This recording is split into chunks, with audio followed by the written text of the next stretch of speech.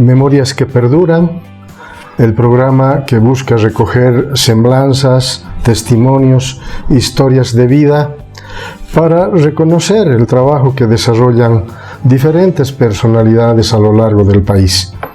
En esta ocasión tenemos la grata visita al domicilio de la señora Carmen Lara, la hija del escritor Jesús Lara.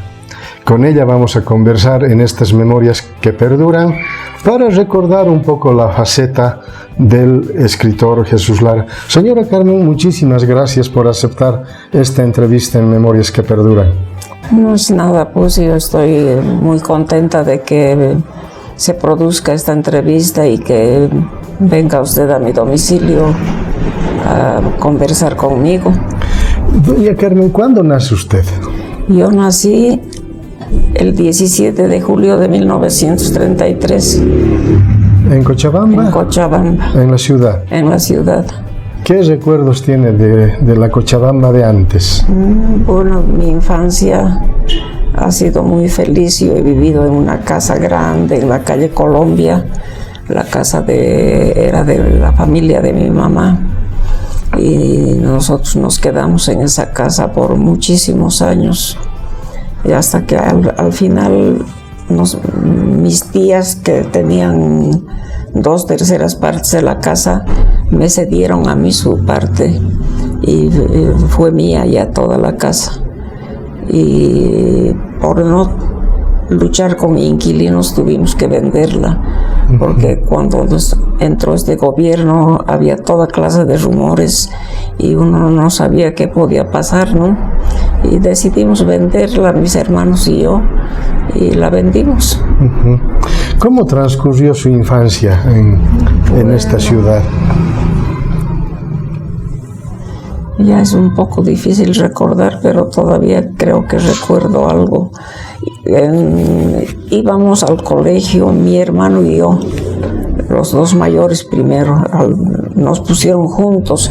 Yo me atrasé un año por ir junto con mi hermano al primer curso al colegio alemán. En el colegio alemán nos inscribió mi papá porque mi tío Diógenes era regente en ese colegio. Y ahí pasamos los años, 3 años y medio, porque en el cuarto año, al medio año del cuarto año, se los llevaron a los profesores durante la guerra, a los profesores alemanes. Se los llevaron a campos de concentración y quedaron las monjitas alemanas también, que no pudieron ya sostener el colegio mixto y se volvió colegio de niñas, solamente el actual Santa María. Bueno, ahora creo que otra vez es mixto, pero es alemán Santa María ahora. Pero los años que yo estuve era Santa María nomás. Un poco ya entrando en la faceta de su papá, don Jesús Lara. Mi papá ha sido un padre muy cariñoso, jugaba con nosotros, nos enseñaba, nos contaba cuentos, historias que él había aprendido de niño, inclusive en el pueblo, oyendo a los que le contaban, ¿no? O también oyendo a su mamá y a otros parientes. Siempre él trataba de que aprendamos el quechua también, por ejemplo, nos hacía leer y nos daba premios si leíamos bien. Y así en las vacaciones, mi mamá tenía una propiedad en el kilómetro 7 a Sacaba. Íbamos allá en las vacaciones y nos quedábamos pues toda la vacación los 3 hermanos. A veces los 2 mayores nomás, mi hermana menor se quedaba nomás, era muy pegada a mi mamá y no quería ir ella. Se quedaba ella con mi mamá. ¿Cómo se llama su hermana mayor? Menor. Yo soy la mayor. Usted es la mayor. Sí, mi hermana menor se llamaba Matilde, ha fallecido. Matilde. Hace 2 años. Ella es la que estuvo viviendo en Cuba. Es la viuda de Inti Peredo, sí. Era la viuda de Inti Peredo. Y luego tiene un otro hermano. Tenemos un hermano, sí, el que se ha venido de La Paz, el que está ahora aquí. ¿Cómo se llama? Raúl Lara. Fernando. Lara Rico. Me gustaría que me cuente un poco cómo era la faceta de su papá como escritor. Bueno, cuando mi papá escribía, mi mamá nos mandaba a jugar al último rincón de la casa porque había un patio grande, un canchón que se llamaba en ese tiempo. Íbamos a jugar ahí porque mi papá no quería bulla en la casa cuando escribía. Y toda la mañana hasta la hora de almorzar nos pasábamos jugando ahí. Entonces nos llamaban a almorzar. Él después de almorzar hacía su siesta. Entonces se levantaba de la siesta y volvía al escritorio a escribir. Y otra vez íbamos nosotros a jugar afuera, al fondo de la casa. Y don Jesús Lara, además ha sido militante de un partido político. Sí, eso ya fue después de 1951, porque el 51 falleció mi mamá, porque a mi mamá él le había prometido no militar en un partido político. Política, más porque sufrió muchas persecuciones. No llegaron a apresarlo, pero sufrió. Bueno, la primera persecución que sufrió fue a raíz de la publicación de Repete. Un militar lo desafió a duelo, sí. Y se batió a duelo él con el militar en Alalay, con padrinos y con todas las de ley. El militar disparó primero y erró el tiro. Mi papá tuvo la oportunidad de darle, pero mi papá disparó al suelo. Y así terminó el duelo. Pero Repete siguió publicándose. Prohibieron la circulación de Repete inclusive en ese tiempo, después de haberle dado el premio municipal, porque no sé si la primera o la segunda edición tienen premio municipal. Repete es el libro es que su diario de la guerra del Chaco. Sí, ¿verdad? Su diario es.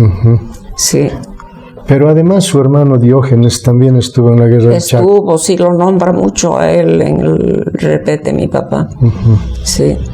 ¿Qué recuerdos tiene de su tío Diógenes? Mi tío Diógenes era un hombre muy bueno, un tío muy cariñoso.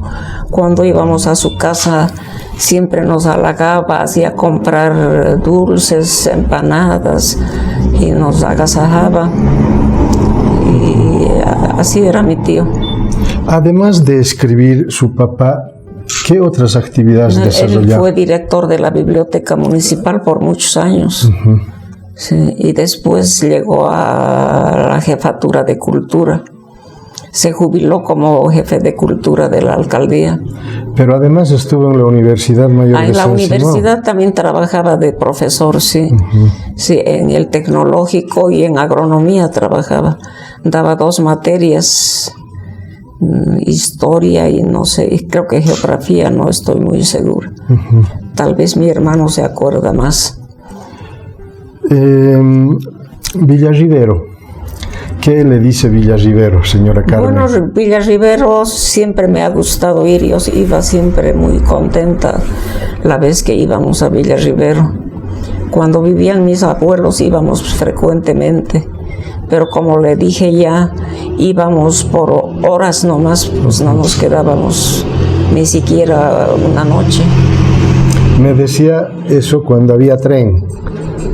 Hasta Arani. Porque no había movilidades. Hasta Arani era el tren, sí. De Arani íbamos a pie a Villarribero y volvíamos también a Arani a pie a tomar el tren. Así era. ¿Y qué le gustaba de Villarribero? Bueno, me gustaba el pueblo, siempre paseábamos por el lugar, la placita me llamaba la atención con su kiosco, lo mismo la iglesia. Entrábamos también a la iglesia, hay un San Isidro que también me llamaba la atención. Sí, dicen que San Isidro es el patrono del pueblo. Sí, sí. Por otra parte, me gustaría volver a retomar la faceta de don Jesús en tiempos de la dictadura militar. En tiempos de la dictadura, en tiempos de Banzer ha sido perseguido, apresado inclusive. Y estaba ya él delicado de salud. Y como por 2 mucho semanas tiempo lo tuvieron preso en la prefectura. Sí. ¿Por mucho tiempo? Como 2 semanas. Estaba ya fallando su salud. Tuve que llevar médicos para que certifiquen su estado y poder sacarlo. De ese modo lo sacamos. Así que si no, no lo hubieran largado. En la época de García Meza. Pero primero, un día nomás lo apresaron por un día, pero lo habían metido a un ropero echado. Y ahí él estuvo varias horas. Lo sacaron a hacerle un interrogatorio, seguramente para ablandarles las ideas. Sería que lo metieron ahí y le hicieron el interrogatorio, pero porque lo acusaban de haber planeado la fuga de Inti Peredo. Y bueno, él tenía algo que ver, pero él negaba rotundamente. Pero un compañero de él, que era del partido, inclusive lo delató. Y mi papá negó rotundamente lo que delató ese hombre. No me acuerdo ya el nombre, pero así fue. ¿Y don Jesús estuvo ligado en la guerrilla de Ñancahuazú? Bueno, él colaboraba en lo que podía porque estaba ahí su yerno, ¿no? Y también él estaba de acuerdo con el Che Guevara y por sus ideales. La hermana que tuvo en Cuba, ¿a qué edad falleció? A los 79 años. 79. Sí. ¿Y cómo es que se fue a Cuba? Se fue a Cuba. Primero la llevaron a Chile. Aquí estaba perseguida. Igual perseguida. Sí, perseguida, porque querían agarrarla a ella para que se presente Inti. Y llamaban por teléfono a la casa, iban a la casa, venían aquí a los familiares. De uno y otro modo querían que uno avise dónde se encontraba ella, pero nosotros, punto en boca, pues no decíamos ni una palabra, no sabíamos dónde estaba. Hasta que finalmente el ELN pues, la sacó a Cuba, a Chile. En movilidad una noche. Tuvo que hospedarse una noche en la casa del doctor Alberto Guzmán y la doctora Rina Tapia. De lo de ellos la recogieron y la llevaron a Chile. Pero un sector del ELN que no estaba de acuerdo con eso quiso sabotear. Fue a mi papá y le dijeron que había fracasado la operación y que mi hermana la habían devuelto. Y no era verdad. Eso pasó, mi hermana llegó a Chile sin mucho problema, la esperaban en la frontera y allá en Chile todavía ella se encontró con Inti. Han vivido todavía un tiempo en Chile. Después él volvió a Bolivia y a ella se la llevaron a Cuba. ¿Cuánto tiempo estuvo en Cuba su hermana? Más de 30 años ha vivido en Cuba, sí. ¿Y tuvo descendencia? Ha trabajado. Con 2 hijitos viajó de aquí. Tenía 2 hijitos. Antes de que empiece la guerrilla ya tenían los 2 hijitos. Dos que ahora uno dice que está en Cuba, no, vivía en Santa Cruz, pero mi hermana ha muerto en Santa Cruz porque estaba viviendo con ese su hijo. Ya se vino de Cuba ella porque ya no, estaba un poco delicada de salud, no podía estar ya sola en Cuba. Y su otro hijo se fue a Miami y está viviendo en Miami. Ya hace más de 10 años que está en Miami, su hijo mayor. La dictadura, pero también ha molestado a ustedes. Ha molestado, sí, sí. Aquí venían aquí, bueno, con disimulo, no directamente, pero querían pues que delatemos a mi hermana, que digamos dónde estaba. Querían agarrarla a ella, porque ofrecían pues, sumas fuertes de dinero por el rescate de los guerrilleros. Señora Carmen, ¿qué se siente ser hija de un perseguido político, de un escritor de la talla como don Jesús Lara, que prácticamente ha denunciado la sobreexplotación del campesino antes de la reforma agraria? Bueno, para mí es un orgullo ser hija de Jesús Lara. Yo me siento muy feliz de ser su hija y en lo posible yo trato de difundir su obra y hacer que se conozca más. Él no era mercantilista, él regalaba sus libros, inclusive en ediciones que hacían afuera, no cobraba derechos, decía, no importa, con tal de que se difunda mi obra, decía. ¿En qué país se han difundido En sus Estados libros? Unidos se ha traducido la poesía popular quechua al inglés. Y mis hijas casualmente en la biblioteca de la universidad encontraron ese libro y tomaron la dirección de la imprenta donde se hizo y compraron unos ejemplares y trajeron aquí. Y vio mi papá, se alegró de ver que hayan traducido al inglés esa su obra, pero no hizo nada por cobrar derechos. Dijo, no importa, está bien que hayan publicado, que se difunda mi obra, dijo.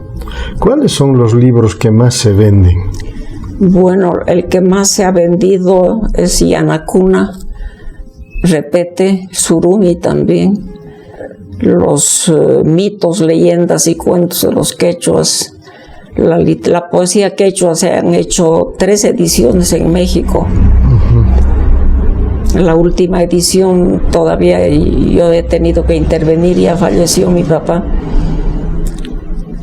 Después el diccionario quechua, castellano quechua es lo que más se ha vendido. Ediciones de 5,000 ejemplares hacía Gutentag. Él ha debido ganar mucha plata con ese libro. ¿Y qué editoriales están ahora reproduciendo el material de don Jesús Lara? Bueno, como le he dicho, esta editorial GUM de Gustavo Urquizo y Quipus.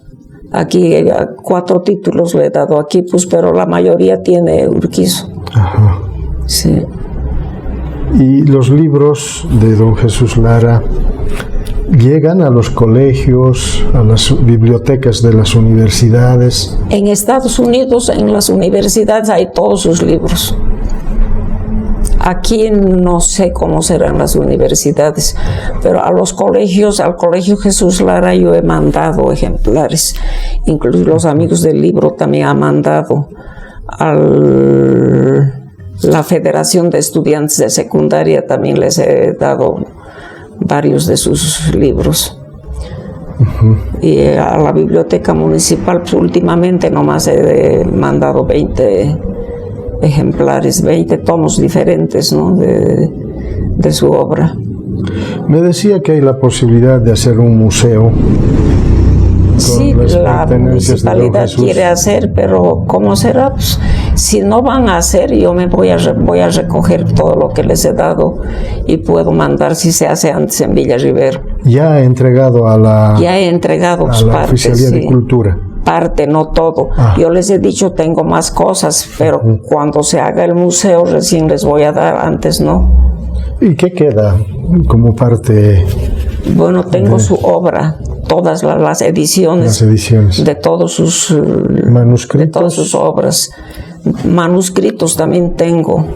Están todavía los manuscritos, los que él escribía a mano, después él copiaba a máquina para mandar a la imprenta. Todo eso tengo. Tengo su máquina de escribir. Bueno, la máquina de escribir, él en su testamento hizo poner que era como recuerdo para su nieta, la hija mayor de mi hermano. Pero le he hecho decir con mi hermano si quiere que la done al museo o no. No me ha contestado hasta el momento. Hablando un poco de nietas, ¿cómo ha sido la descendencia suya, por ejemplo? Yo tengo 7 hijos, muy cariñoso era con los nietos, mi papá. Los llevaba a paz. Todas las noches él venía de su casa aquí y los llevaba a la Plaza Colón, a mis hijos, a los 4. Yo tengo 4 hijos. 4 hijos. A los 4 los llevaba a jugar, a pasear, a corretear en la Plaza de la Colón. Estaban ahí 1 hora o algo más y después los devolvía y él se iba a su casa. ¿Y su hermano Raúl? Mi hermano Raúl tiene 2 hijas nomás. 2 hijas. 2 hijas. Y mi hermana Matilde tenía 2 hijos, 2 varones. Sí, en total eran 7 y 4, 11 nietos. 11 nietos. 11 nietos. ¿A los cuales conoció don Jesús? Sí, a los 4, a los 11 ha conocido. Sí. Y dice que era muy cariñosa. Sí, hay fotos. Yo hice un álbum para llevar a Villarribero, pero no ha habido oportunidad. Le voy a mostrar.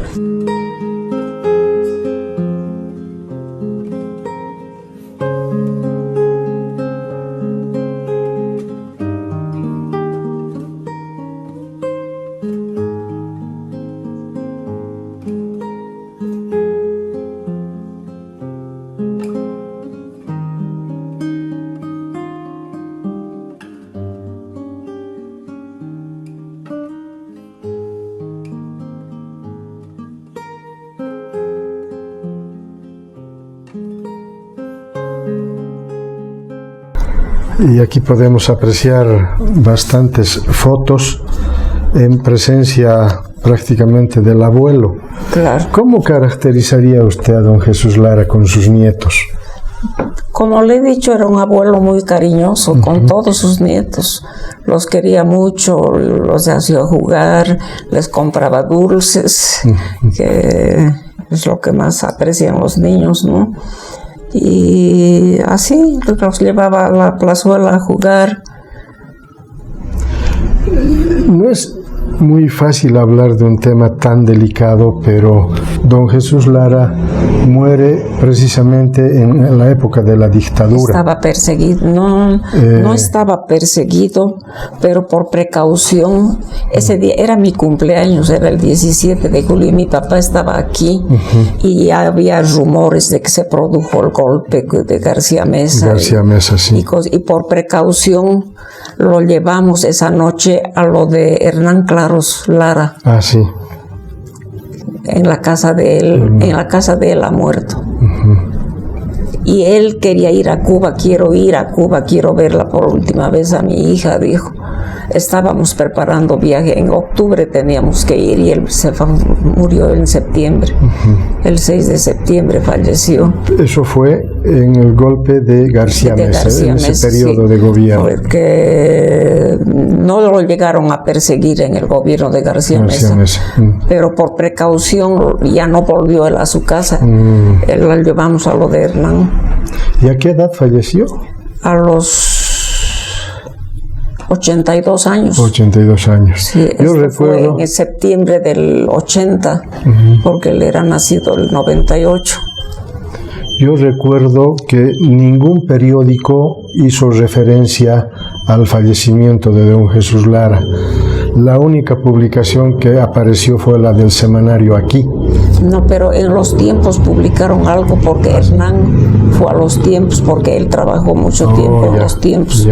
Y sacaron una crónica de su libro de mitos, leyendas y cuentos de los quechuas. Me pidió un libro, yo le di ese y ese llevó. De ahí sacaron. Eso fue lo único que publicaron, me parece. A partir de la muerte de don Jesús Lara, ¿cuáles han sido las repercusiones a nivel familiar, a nivel social? Bueno, a mi familiar sí se lo ha extrañado mucho, porque él era muy querido en la familia, especialmente su sobrino Mario, hijo de mi tío Diógenes, era muy pegado a él, era como su hijo. Él todos los días iba a verlo, todas las noches. Inclusive la obra Huiñaipaj, que es autobiográfica, el cuarto tomo de sus memorias, le dictaba a Mario, él escribía a máquina y mi papá le dictaba nomás en las noches.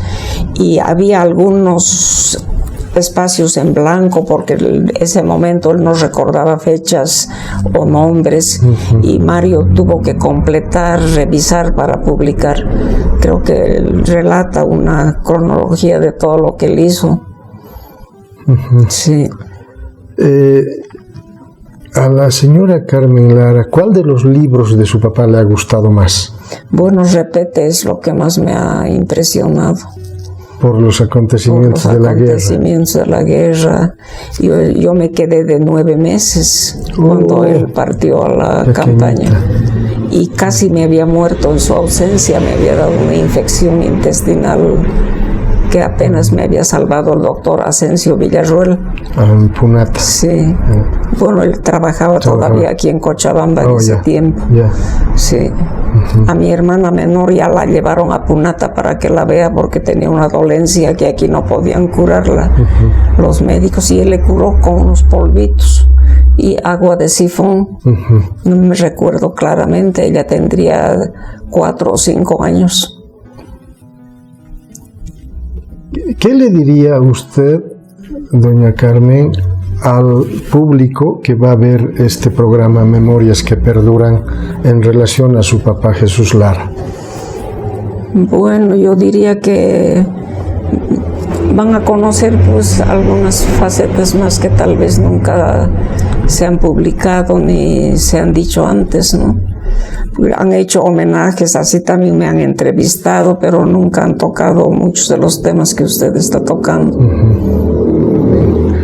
¿Su papá ha dejado algunos manuscritos que no se han publicado? Bueno, lo único que no se ha publicado han sido sus escritos sobre sus viajes a las democracias populares y a la Unión Soviética. ¿Y es posible publicarlo? No sé si ya están obsoletos, yo creo al momento, pues ya todo ha cambiado en Europa. Claro. Ya no hay democracias, ya no hay Unión Soviética. Prácticamente fuera de lugar el ya mundo sería, ha cambiado, ya no tendría mucho sentido. No tendría mucho sentido. En el museo podrían estar como testimonio de que él escribió eso, ¿no? Pero él me decía que escribía a mano. Sí, escribía a mano. Esto creo que está ya manuscrito, no, a máquina. A máquina, porque él mandó, debían publicar en la Unión Soviética. Creo que le sabotearon también. La persona que llevó no entregó. Bueno, señora Carmen, quiero agradecerle por esta entrevista en Memorias que Perduran, y de verdad hay necesidad de recuperar la imagen de don Jesús Lara, que a través de sus escritos ha contribuido tanto para que la democracia en el país se fortalezca. Sí. Muchísimas gracias. Pero ahora yo no sé qué él diría de la democracia que tenemos. De la de ahora. De la de ahora. Según usted, ¿qué diría? Yo creo que no estaría de acuerdo con lo que está pasando, porque la democracia se debe respetar, ¿no? Claro. Y también la constitución política, el referéndum del 21 de febrero que hubo el año pasado, son cosas que no se deberían tocar, deberían cumplirse. Don Jesús no estaría de acuerdo con esto. Yo creo que no estaría de acuerdo con esto. Es mi criterio, ¿no? No sé en la realidad cómo hubiera sido, pero yo pienso que sí, porque lo que es legal se debe respetar, ¿no es cierto? Claro. Sí. Para eso está la Constitución Política del Estado. Y también lo que ha pasado, el referéndum. También, claro. Sí. Y luego la elección de las judiciales también. Sí, pues ahí estaba ganado el nulo. Sí. Quiere decir que hay ya bastante oposición contra este gobierno. Así es. Pero él cree que va a sacar el 70% en las próximas elecciones. Dice que va a haber una manifestación de 1 millón de personas pidiendo su repostulación. A ver, veremos. ¿Dónde habrá 1 millón de masistas? Yo creo que no hay. Bueno. ¿O usted es masista? No, para nada. No, para nada. Le pediría que se despida del programa, por favor, señora Carmen. Bueno, agradezco su presencia y el que me haya dado esta oportunidad de hablar de mi señor padre, en nombre mío y de mis hermanos y de toda mi familia. Bueno, muchísimas gracias, amigos del programa Memorias que Perduran. Concluimos esta grata entrevista con la señora Carmen Lara, quien nos ha contado algunas de las facetas de su padre, don Jesús Lara, un escritor que ha contribuido muchísimo recuperando la historia del país, pero antes de la reforma agraria, cuando todavía habían terratenientes, habían pongos, y el país pues necesitaba profundos cambios, y esos cambios se han ido dando a lo largo del tiempo. Gracias y estaremos en el siguiente programa.